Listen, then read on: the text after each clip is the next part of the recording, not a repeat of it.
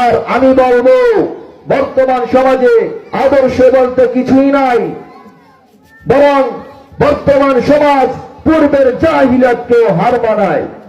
কারণ পূর্বের জাহিলিয়াত ছিল মূর্খতার কারণে, আর বর্তমান জাহিলিয়াত হলো উন্নতির নামে, আধুনিকতার নামে, মডার্ন যুগের নামে।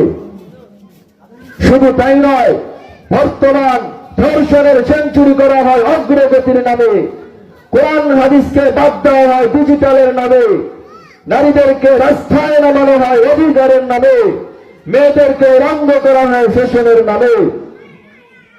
এমনকি সমাজের দিকে দৃষ্টিপাত করলে দেখা যায় মুসলমান সন্তানেরা কোরআন তেলাওয়াত করতে জানে না, মুসলমান সন্তানেরা নামাজ পড়তে জানে না, মুসলমান সন্তানেরা ইসলামী পরিভাষা জানে না, মুসলমান সন্তানেরা ইসলামী ধর্মীয় বিষয় জানে না।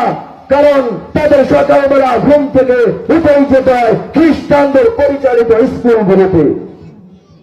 আজকে তারা সন্তানদেরকে পাক নাপাক শিক্ষা দেয় না, আজকে তারা সন্তানদেরকে নামাজ শিক্ষা দেয় না, আজকে তারা সন্তানদেরকে কোরআন শিক্ষা দেয় না, আজকে তারা সন্তানদেরকে দ্বীন শিক্ষা দেয় না। আজকে তারা সন্তানকে পুলিশ বানানোর জন্য ব্যস্ত আছে, ডাক্তার বানানোর জন্য ব্যস্ত আছে।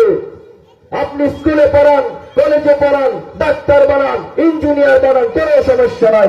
আপনার সন্তানকে দ্বীন শিক্ষা দেন, যতটুকু আপনার সন্তানকে দ্বীনে ইলম তলব করা খরচ, ততটুকু দ্বীনে ইলম তলব করা।